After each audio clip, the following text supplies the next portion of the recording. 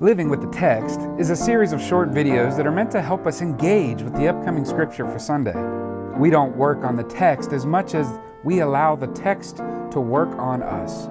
Let this engagement with scripture be a gift to your week, and find out how much more meaningful Sunday worship will be when you've been living with the text all week.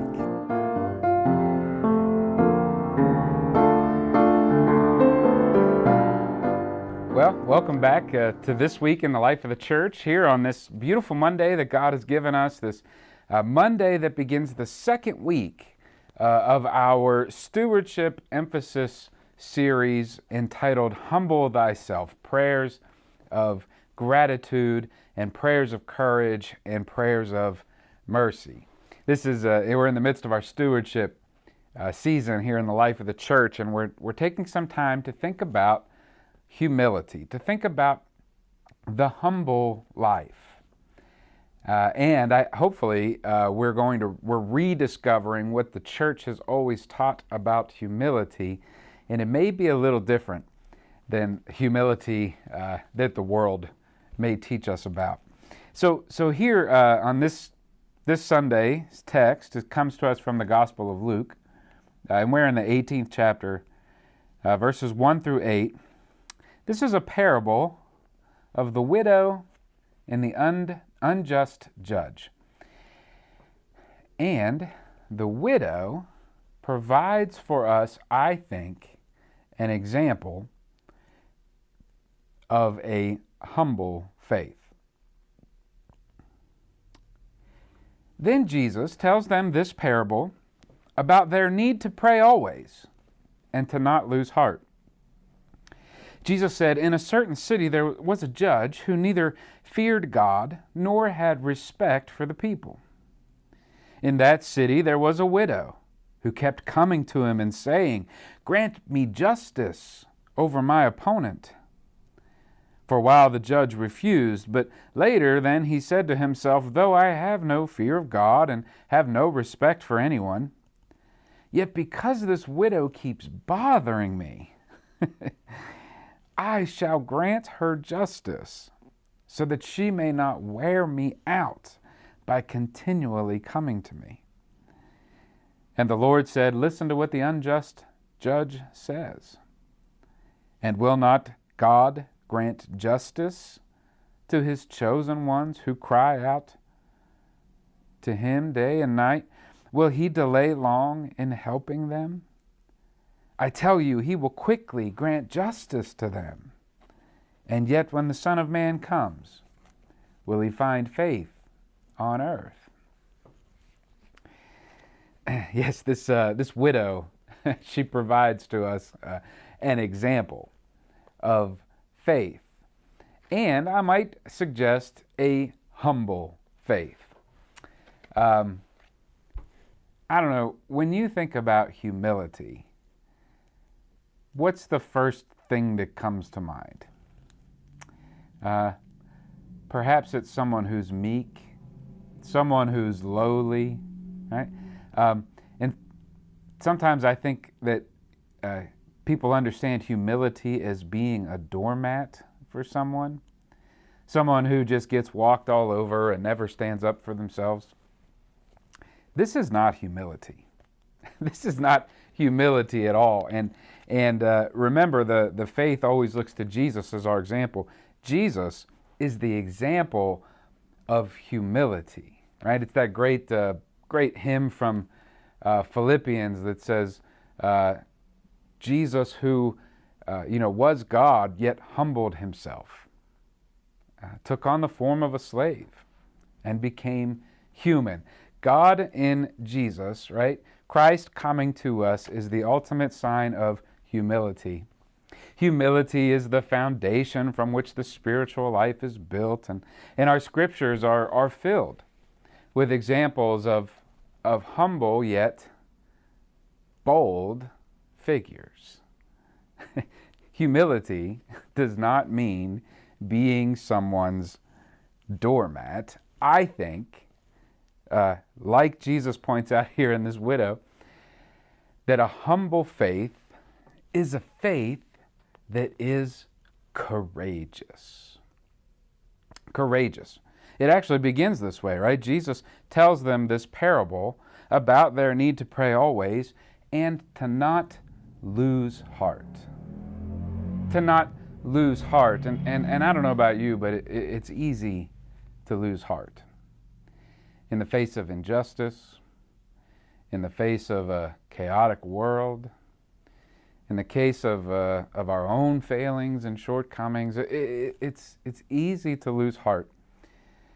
And Jesus tells us this parable of a courageous widow as an example for us to not lose heart. I'm intentional about using the word courageous, because the word courageous comes from the Latin word where we get corazon. It means heart, right? Jesus is telling us this parable so that we might not lose heart. But when the Bible speaks of courage, it's the Scriptures telling us to take heart. Do not lose heart, but take heart. Right? Do not lose your faith, but be courageous and bold even in it. It is possible to be humble and bold and courageous in our faith. Humility is not meek and mild. Jesus is anything but. And we have a whole history, a whole legacy of courage in the scriptures of our faith, right? Think about Abraham, originally Abram. When God calls him to leave the land of Haran, to go out and to take residence in a land, and he didn't even know where it was. He literally left his home and didn't know where he was going. God just said, trust me, I'll show you the way. When Abraham leaves Haran for a land that he didn't know, trusting that God would show, that was courage. Jacob, right? Jacob had courage when he wrestled with God at the river Jabbok. He didn't know it was God at the time, but he sure found out afterwards when they're wrestling, and Jacob won't let go until God gives him a blessing, and God gives him a blessing and then knocks his hip out of socket. It's a great, great story, by the way. And then Jacob is given a new name. From Jacob to Israel. And it means the one who wrestles with God and prevails. Jacob, a courageous figure, now leaves the river Jabbok and goes headstrong into meeting up with his brother who wants to kill him. And they reconcile. A courageous and bold faith from a humble figure like Jacob. You remember Joseph, right? Joseph in his Technicolor Dreamcoat, right? Joseph, the humble son who gets tossed in a ditch by his older brothers and falsely accused and imprisoned in Egypt. Joseph is a story of courage. Never losing heart in what is right. Never losing heart in his trust of God. Though falsely imprisoned, he makes it all the way and even faces Pharaoh with a bold courageousness, a humble figure, and a bold, courageous faith. You remember the story of Moses.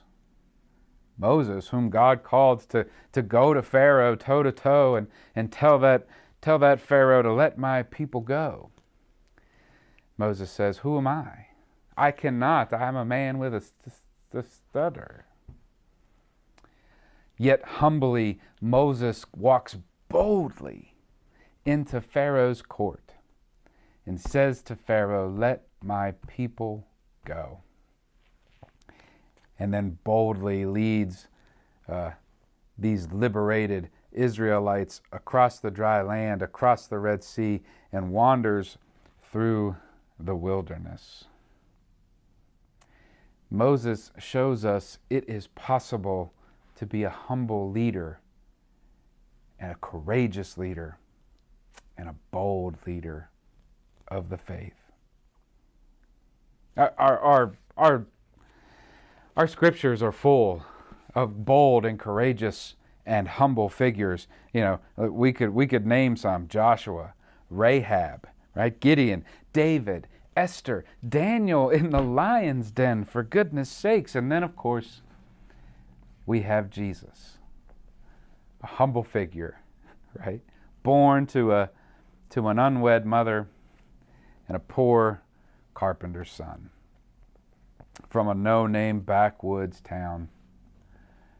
And this humble figure would walk boldly and courageously into the lives of people who needed him so. Walk boldly and courageously into Jerusalem, boldly and courageously to the cross, boldly and courageously into death, and on into resurrection. Yes, take heart. Do not lose heart, but be courageous. Be bold. This is the example that Jesus gives of this parable of the widow and the unjust judge. We have this judge here in this parable who is interestingly not says it twice. So if he says it twice, Jesus explains him this way, and then the judge explains himself this way. So if it says twice, we should listen. That the judge neither feared God nor had respect for people. We live in a world full of judges. We live in a world full of people and institutions and structural and systematic sinful things that neither fear God nor respect people. But that's the opposite of humility. Remember, humility is a life. Humility and the word humanity, they share the same word. Humility is a deep connectedness to each other and to God. The judge represents the opposite of humility, which is no fear of God and no respecter of people. But a humble life humbles him or herself before God and experiences and lives in a deep connectedness with other people. The judge is the opposite of the humble life, and the widow, who is humbled by her stature, is also bold in her coming to him. The widow is bold and courageous in her demand for justice. And this judge, he may not respect her, and he may not have fear of God, but he does have his own self-interest in mind, right? He says, my goodness, this woman is not going to leave me alone until I grant her justice. But quite literally, the text says that he says to himself, she will wear me out.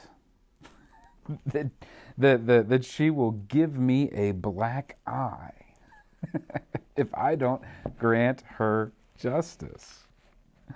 She keeps coming, never losing heart, holding on to faith, trusting that God is a God of justice and a God of mercy.